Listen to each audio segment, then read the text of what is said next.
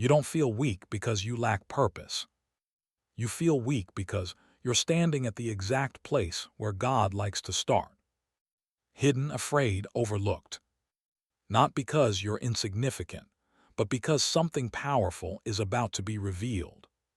Scripture tells the story of a man who believed he was surviving in secret, when in reality, heaven had already named him a warrior. His story begins in one of the darkest chapters of Israel's history. The book of Judges records a time when God's people had once again drifted away from him, and the consequence was brutal.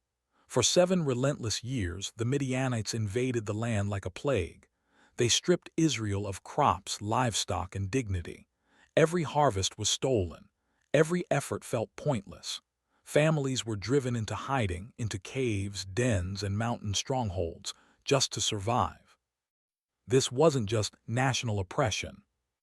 It was psychological, emotional, spiritual.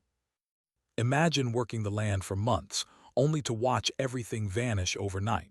Hunger at home, fear in your chest, hopelessness settling into your bones.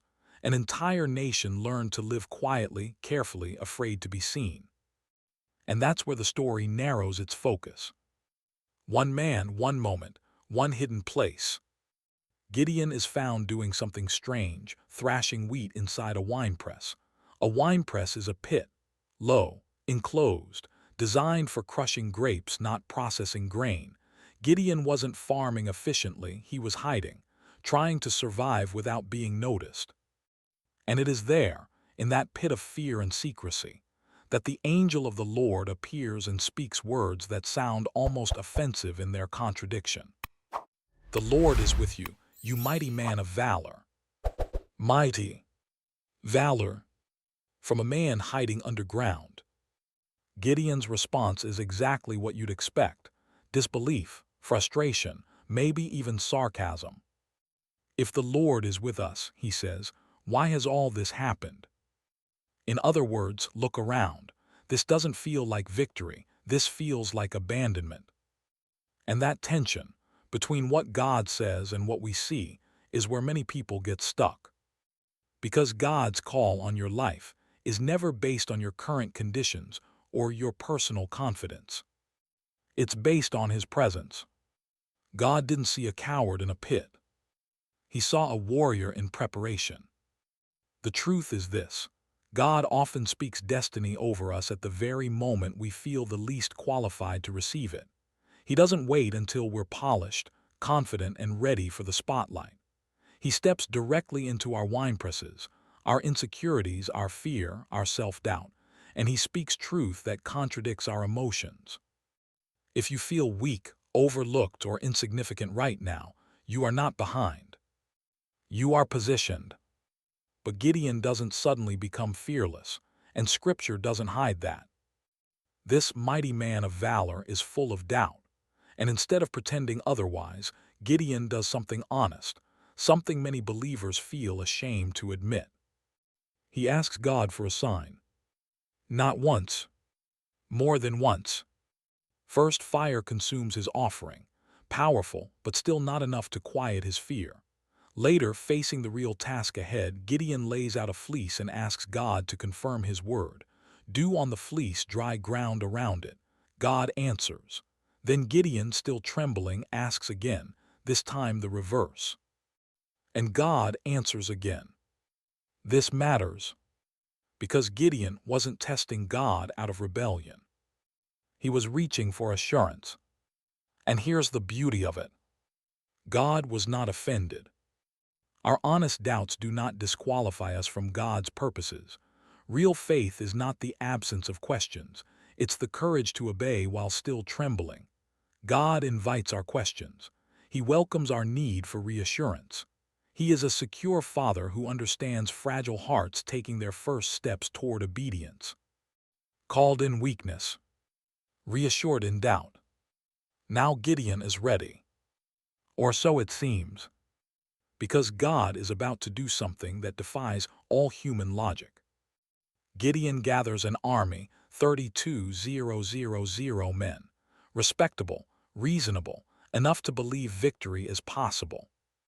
And God says, too many.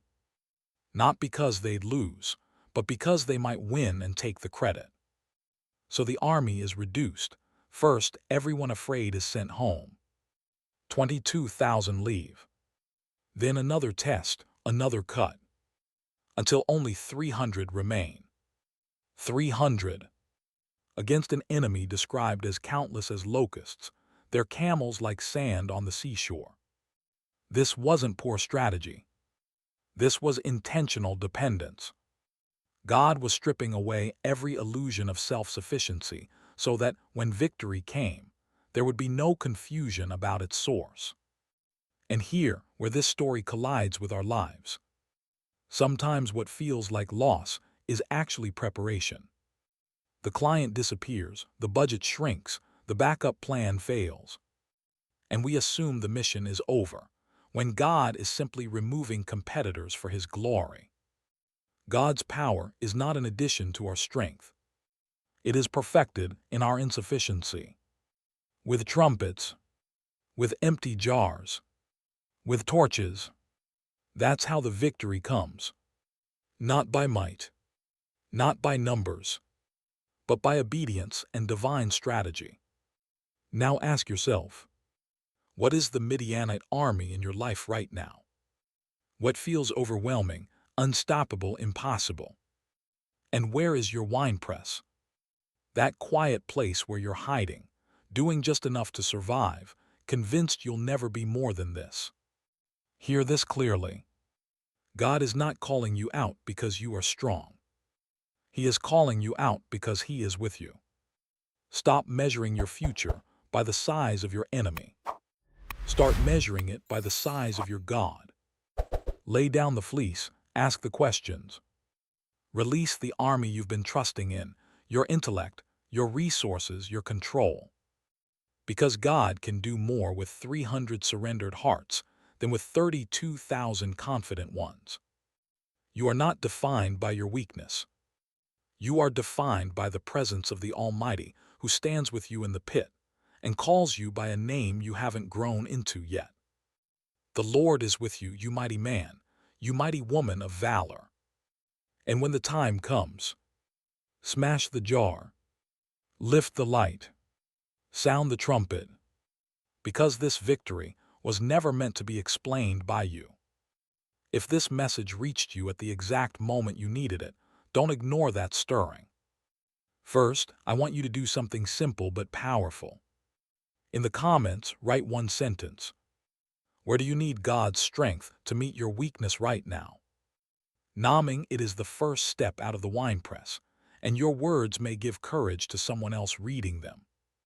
Second, think of one person you know who feels overlooked, exhausted, or afraid to step forward. Share this message with them. You may be the voice God uses to remind them who they really are.